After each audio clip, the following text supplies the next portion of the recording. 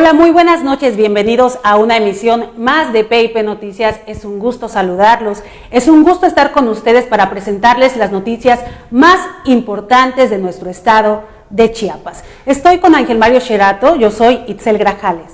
¿Qué tal, Itzel? Muy buenas noches, me da gusto saludarte y también nos da mucho gusto saludar a nuestro auditorio.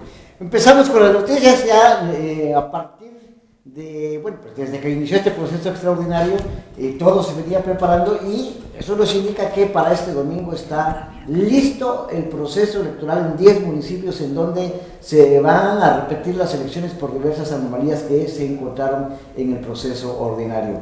Las autoridades del INE informaron hoy en una rueda de prensa, dieron a conocer una serie de detalles de cómo estará este proceso electoral y vamos con Dagoberto Zambrano, que es el que nos amplía esta información. Todo está listo para que poco más de 61,000 ciudadanos y ciudadanas participen en las elecciones extraordinarias de 10 municipios de Chiapas, aseguraron los representantes en la entidad del Instituto Nacional Electoral y el Instituto de Elecciones y Participación Ciudadana. En una rueda de prensa, el presidente del IEPC, Osvaldo Chacón Rojas, informó que ayer concluyó el periodo de campañas y hoy inicia la veda electoral que concluirá hasta la jornada electoral el próximo 25 de noviembre.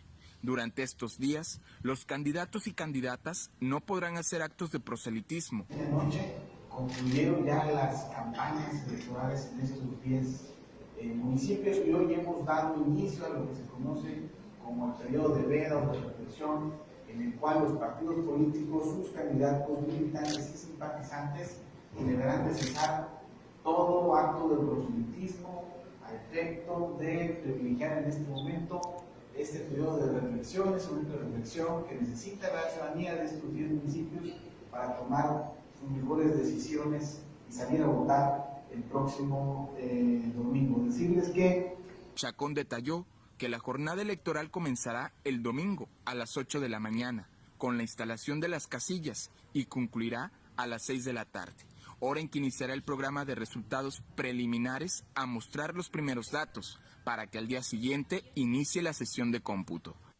Una vez que concluya la jornada electoral, al siguiente día, es decir, el lunes 26 de noviembre, estaremos llevando a cabo las sesiones de cómputo de actas de resultados y por lo mismo ese mismo día, seguramente en el transcurso de la tarde-noche, una vez que concluyan estas sesiones de cómputo, estarán los consejos electorales municipales entregando las distintas constancias de ganadores.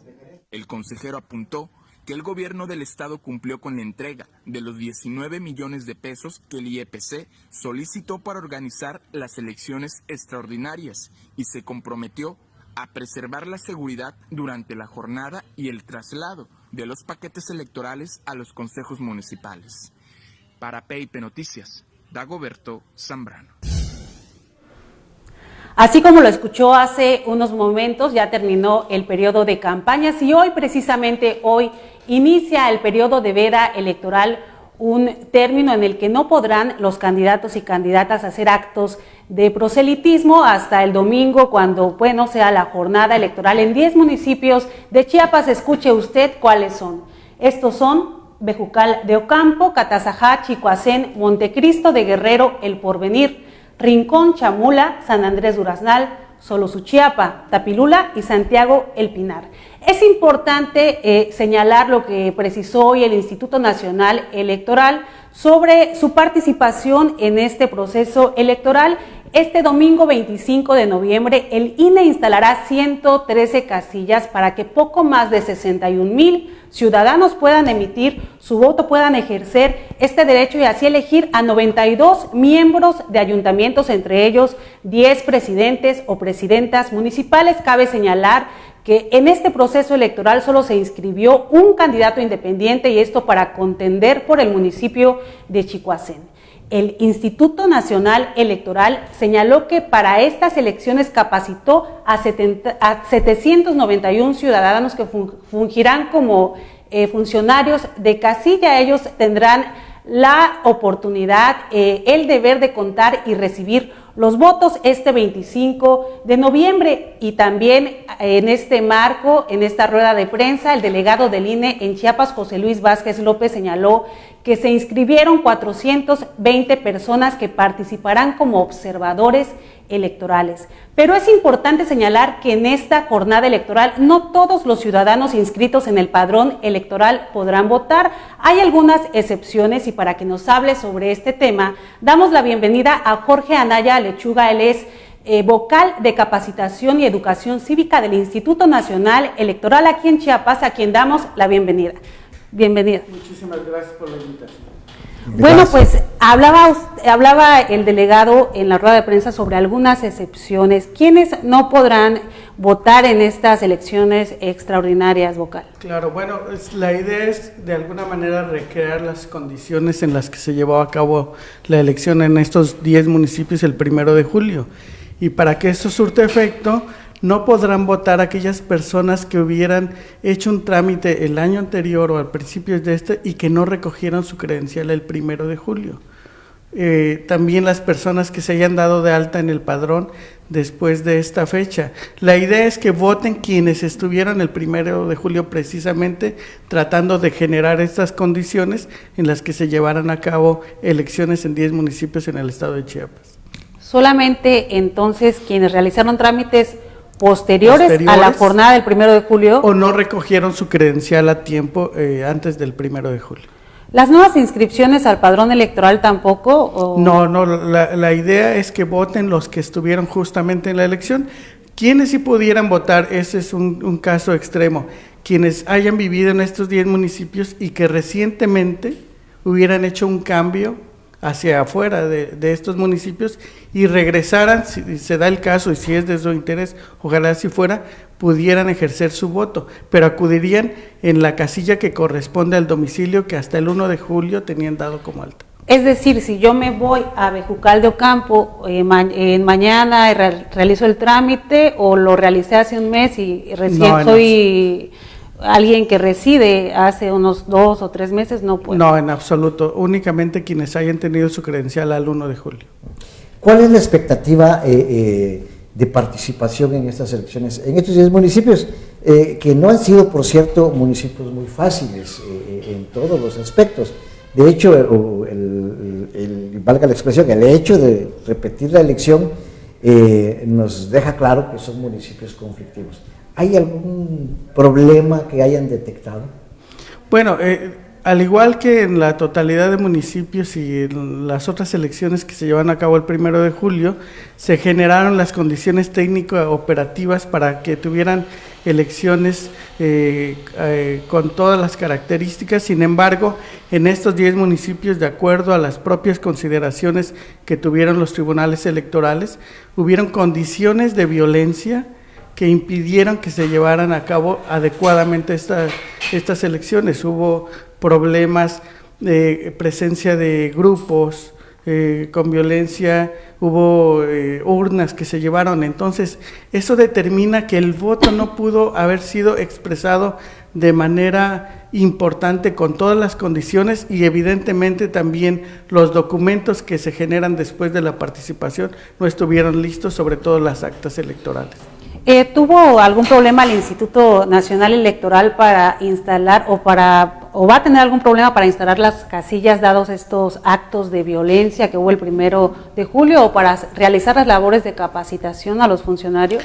Evidentemente, como decía el maestro, no hay las condiciones ideales o no fueron el 1 de julio y a raíz de estos hechos tuvimos, por ejemplo, en el caso de capacitación, un poco más de trabajo para que se integraran estas casillas. No obstante, el INE ha cumplido en tiempo y forma con las condiciones establecidas. Como ustedes saben, el sistema electoral determina atribuciones a cada órgano, se desarrolla en coordinación con el Instituto de Elecciones y Participación Ciudadana, pero al INE le corresponden las tareas técnicas operativas de ubicar casillas, de integrar las mesas y por supuesto capacitar a los ciudadanos. En este sentido, el INE ya ha capacitado a la totalidad, están integradas al 100%, hemos realizado simulacros, prácticas de la jornada, con la idea de que la mesa esté lista para que el 25 de noviembre la ciudadanía ciudadanía acuda en condiciones ideales de seguridad, que eso es lo que solicitamos nosotros,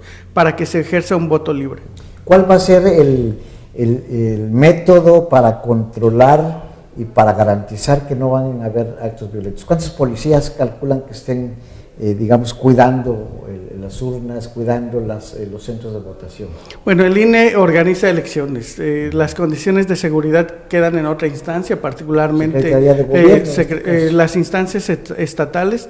El INE está concentrado en integrar las mesas. ¿Pero sí solicitaron apoyo? Sí, por supuesto, se desarrollaron varias mesas. Hay una mesa de seguridad donde el INE tuvo presencia del IEPC. Lo único que nosotros solicitamos en esas mesas es decir, ¿cuáles son las tareas que hace el INE?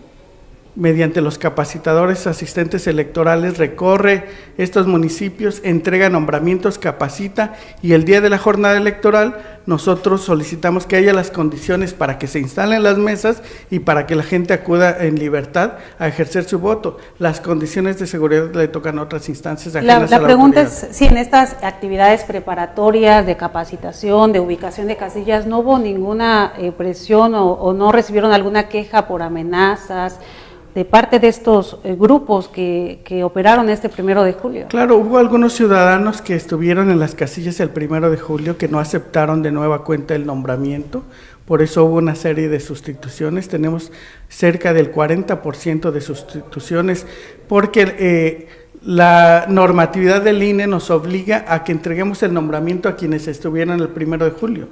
Pero evidentemente si algunas personas tuvieron alguna contingencia o se vieron envueltos en este entorno de violencia, algunas no aceptaron, creo que con toda razón, porque lo que se requiere es condiciones de seguridad, de tranquilidad, para que se instalen las mesas y sobre todo para que la gente acuda a las urnas, y esta es la solicitud que han hecho las autoridades electorales, particularmente en este caso del lado de nosotros, del lado de INE, solicitando que se generen las garantías para que se ejerza un voto libre, y me parece que es el hecho destacado.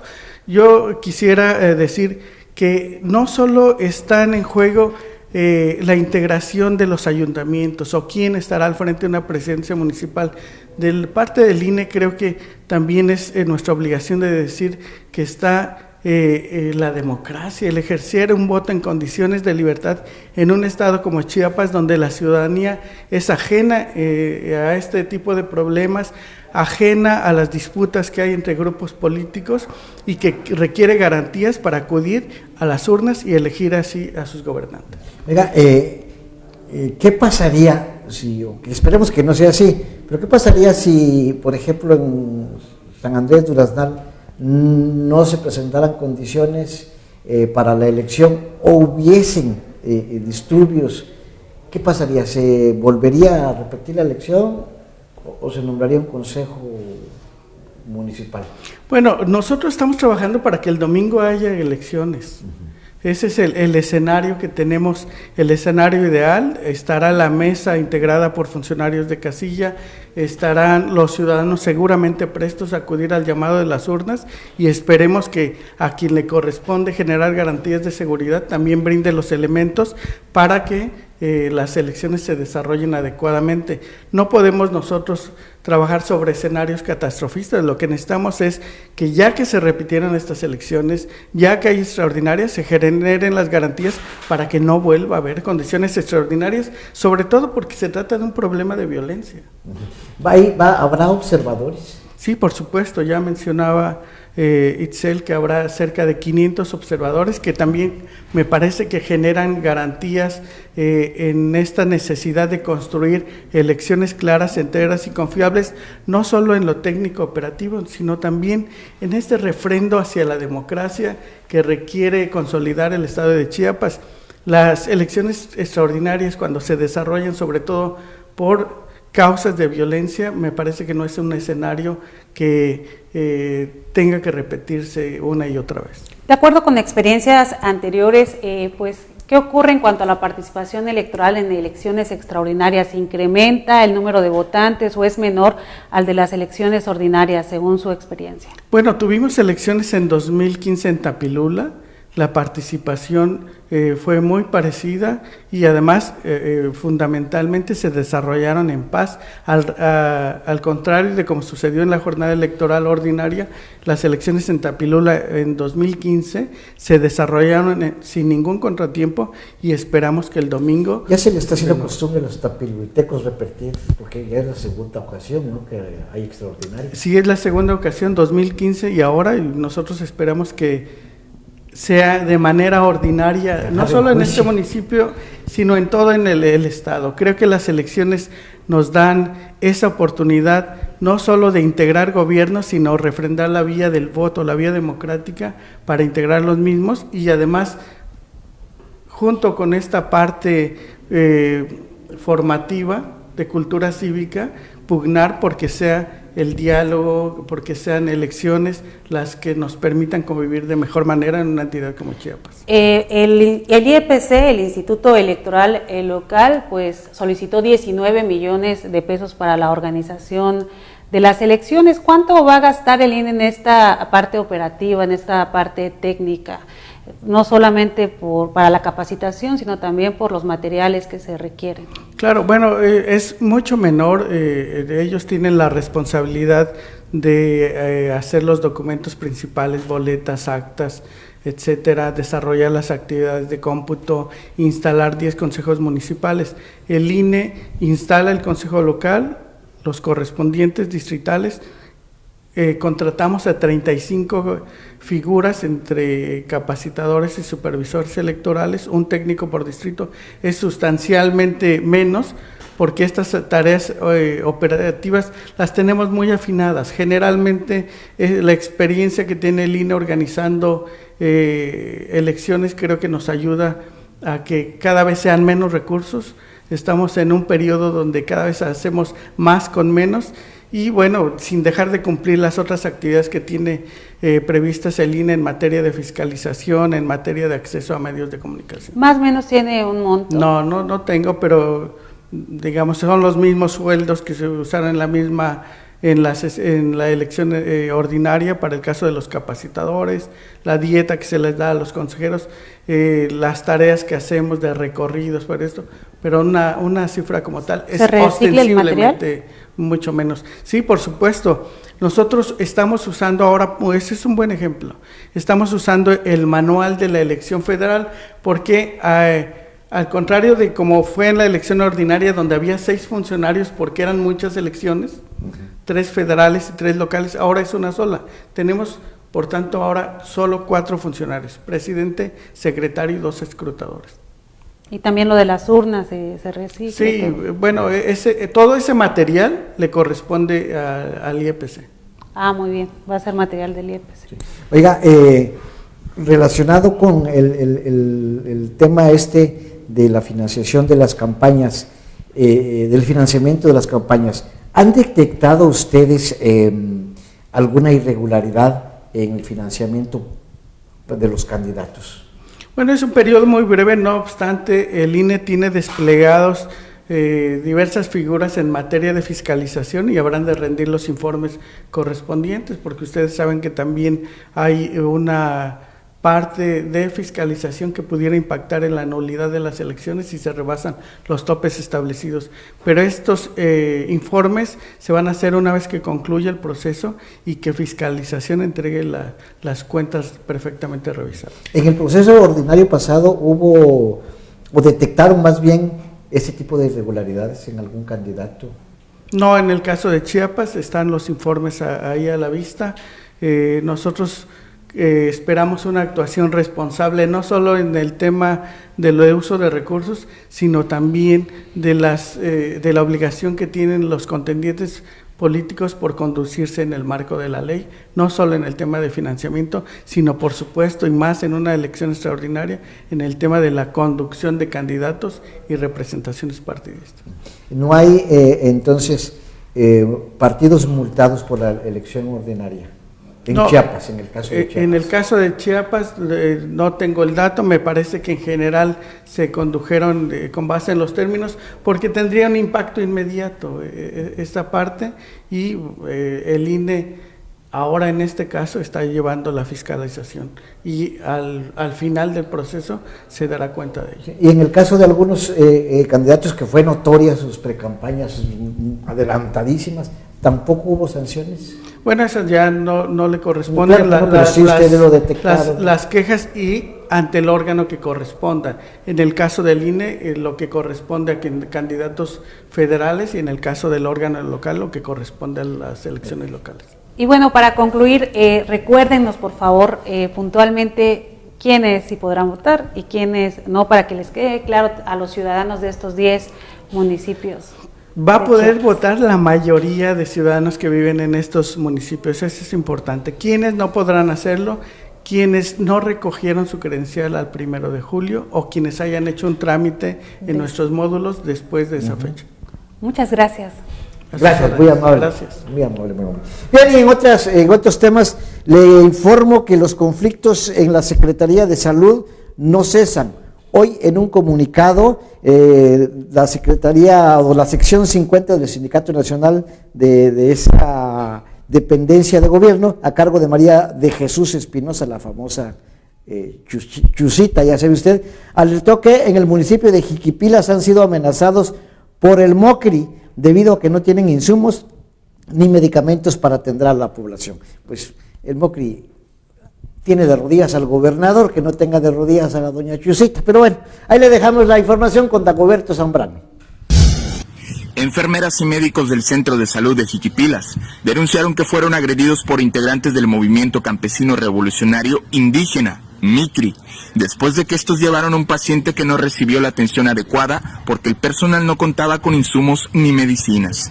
En un comunicado de prensa, la sección 50 del Sindicato Nacional de Trabajadores de Salud condenó esta agresión y consideraron que es consecuencia de la grave crisis que enfrenta el sector salud en la entidad, porque el gobierno del estado ha dejado a los hospitales y centros de salud en total abandono. En el documento, la sección 50 reiteró que continúan en asamblea en protesta por la falta de insumos básicos para brindar una atención de calidad a la población chiapaneca y advirtió que levantarán el paro hasta que se logre el abastecimiento de material de curación y quirúrgico, así como el pago para los trabajadores. Ante esta situación, responsabilizaron al gobierno de Manuel Velasco Cuello de cualquier agresión que reciban los médicos, enfermeras y el personal administrativo de salud en el estado.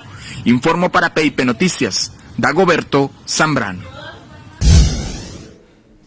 En otra información, hoy también hubo una rueda de prensa en el zoológico Miguel Álvarez del Toro, aquí en Tuxtla Gutiérrez, donde la Secretaría de Medio Ambiente e Historia Natural alertó que en un predio denominado Flores Magón hay un grupo de personas invadiendo áreas verdes y bueno, esto ya ha rebasado a las autoridades que no responden ante estos hechos. Vamos con la información.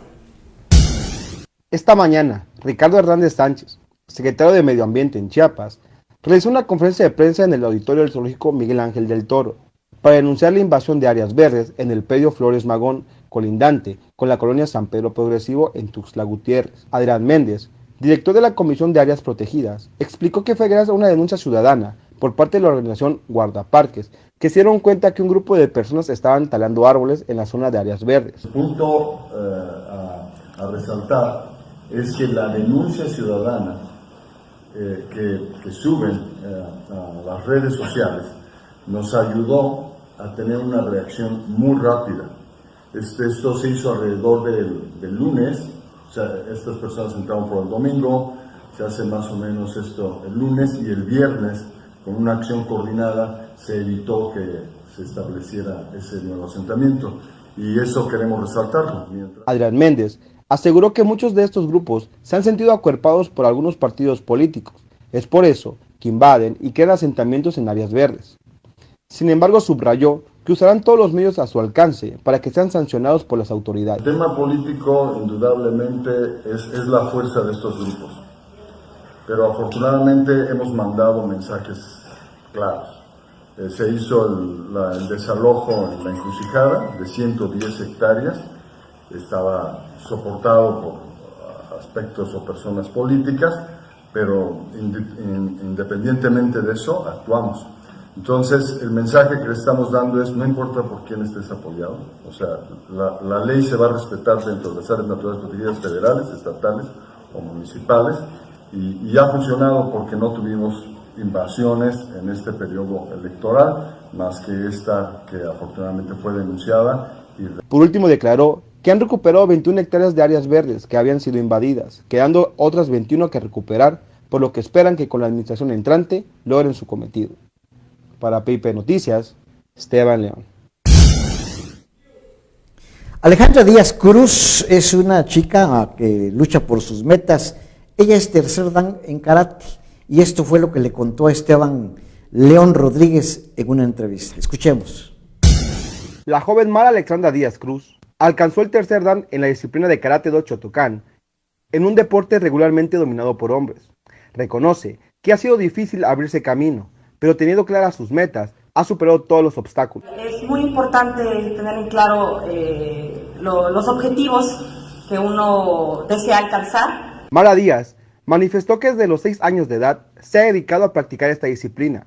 Sin embargo, la vida le jugó una mala pasada al sufrir una lesión en una olimpiada a los 15 años, dejándola fuera de las competencias y con el temor de no poder recuperarse completamente. Sin embargo, aseveró que gracias al apoyo de su mamá y su abuela, quienes han sido pieza fundamental en su formación, logró superar la lesión, abriéndose paso y logrando ser un exponente entre las karatecas chiapanecas, y la única mujer en Tuxtla Gutiérrez con un dojo propio, es decir, un lugar de entrenamiento. Lo que me motivó mucho a estar aquí en karate es mi familia, mi mamá, mi abuelita, y más que nada los conocimientos. Yo siempre he dicho, el conocimiento que se guarda, conocimiento que se puede. Y si puedo tener el privilegio de poder brindarle todos estos conocimientos a las nuevas generaciones, pues ese es mi aliciente.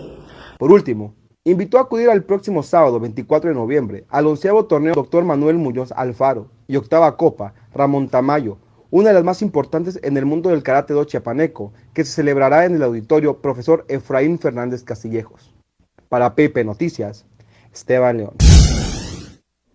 Finalmente le informamos que son 23 personas las que se inscribieron para competir precisamente por la rectoría de la Universidad Autónoma de Chiapas, entre ellos Víctor Fabián Rumaya Farrera, Ariosto de los Santos Cruz, María Eugenia Culebro Mandujano, Jorge López Arévalo. ¿Y qué cree usted? También Enoc Hernández Cruz, que ahora es Ángel Mario, se dedica coordinador de gabinetes ahora, es que ha tenido varios puestos. Ha tenido varios puestos. De hecho, estábamos viendo si invitábamos a Enoc y a don Plácido Morales a participar en el concurso de la señorita más bella del Ejido, porque participan en todas las elecciones los dos.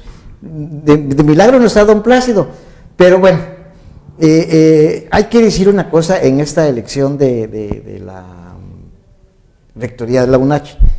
Son 23, de todos, hay uno o dos que cumplen con todos los requisitos de ley para ser rectores. El resto no cumple con la ley orgánica de la universidad, no cumple con el estatuto del universitario. Algunos, por ejemplo, uno de los requisitos es que no hayan sido militantes de un partido ni miembros de un gabinete de gobierno. Bueno, pero la inscripción a nadie se le niega. No se le niega a nadie. Ahí tendrían que ser los septuagintos que están ahí en la famosa Junta de Gobierno, sí, así se llama, la Junta de Gobierno, los que les toca elegir, y son ellos los que tienen que revisar papel por papel si los candidatos son aptos, si son, por ejemplo, no sé si siga esa norma, pero para ser candidato a rector tiene que tener 5 años de docencia académica en la universidad o en cualquier otra universidad, como pasó con Jaime Valls, que había sido docente, es académico de otras universidades, pero eso le daba de alguna manera derecho a ser candidato a la rectoría. Pero en este caso hay muchos que yo creo que la verdad se consiguieron su cartón de abogados en algún lado ya se creen licenciados. Y la verdad, creo que debe de haber respeto por la universidad. Tiene que llegar un verdadero académico, no cualquier hijito de vecina, porque la verdad que le están dando una torre a la universidad. De por sí ya está enchuecada con este rector que tenemos. Lo que ha destapado este proceso de renovación de la UNACH es la situación financiera que atraviesa esta casa de estudios. Ya lo decía uno de los aspirantes, Víctor Fabián Rumaya, que son más de 2,000 millones de pesos, pues la deuda que tiene esta institución y muchos millones más que no se sabe dónde están, aparte de inscripciones ilegales y bueno, toda clase de señalamientos. Y aparte lo que decía este señor, que también es candidato, Rumaya, creo que se apellida, hay que ver una cuestión. Se supone que la universidad es pública y por lo mismo es gratuita, pero pagas más en la UNACH que en cualquier universidad privada. La otra, acuérdense del ofrecimiento de campaña de Andrés Manuel, cuando dijo que las universidades públicas ahora iban a estar totalmente abiertas y que no se iba a rechazar a un solo estudiante. ¿Cómo se va a aplicar ese criterio unipersonal en la Universidad Autónoma de Chiapas con la calidad académica de la mayoría de los rectores? Yo creo que en este caso vamos, y esperemos que no sea así, pero si se logra una imposición dolosa, de mala fe, voluntariosa en la universidad, le van a dejar de herencia al próximo gobernador un conflicto social estudiantil de gran envergadura y gravísimo, riesgoso, porque ahora los chamacos ya no se andan con cuentos, se avientan con todo y contra todo, con lo que tengan. Bueno, pues ahí le dejamos, le mencionamos algunos nombres de hombres y mujeres que aspiran a ocupar la rectoría de la UNACH, pero esta lista completa de los 23 aspirantes circula en Facebook y en otras redes sociales. Usted puede consultarla a través de Facebook, de otras redes sociales. Y bueno, con esto concluimos esta nota, esta información en PIP Noticias. Así es, muy buenas noches, le agradecemos su preferencia, su atención y nos vemos mañana. Buenas noches, Itzel. Que descansen.